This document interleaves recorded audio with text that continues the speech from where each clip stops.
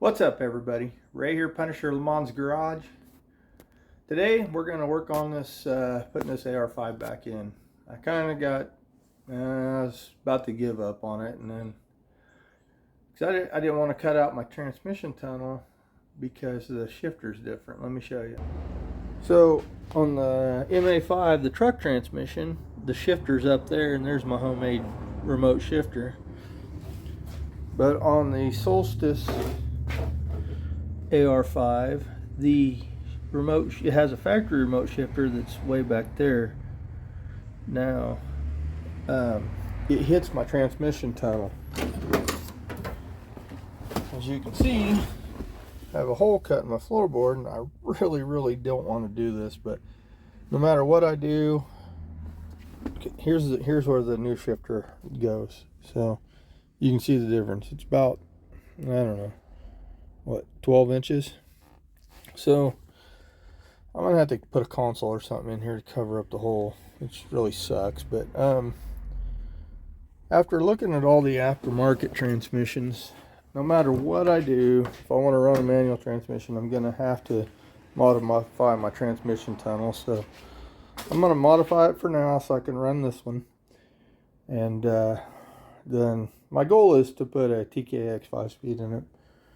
But yeah, so that's what we're going to do tonight. I'm going to modify the transmission tunnel and see if I can get this thing put back in there.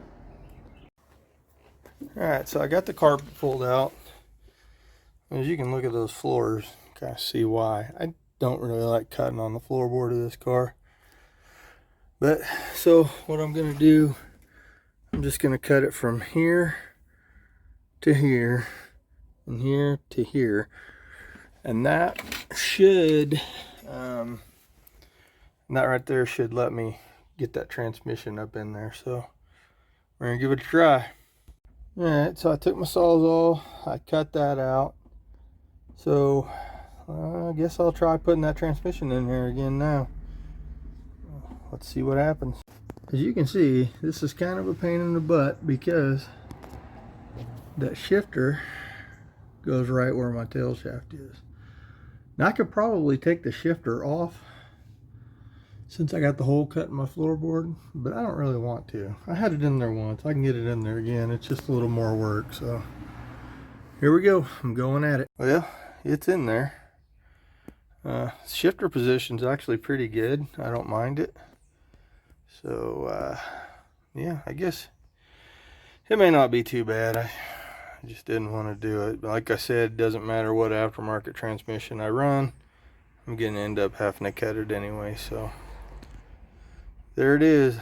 I guess that's where I stopped tonight, though, because I make some sort of plate to go over it, and I also need to figure out what I'm going to do for a transmission mount.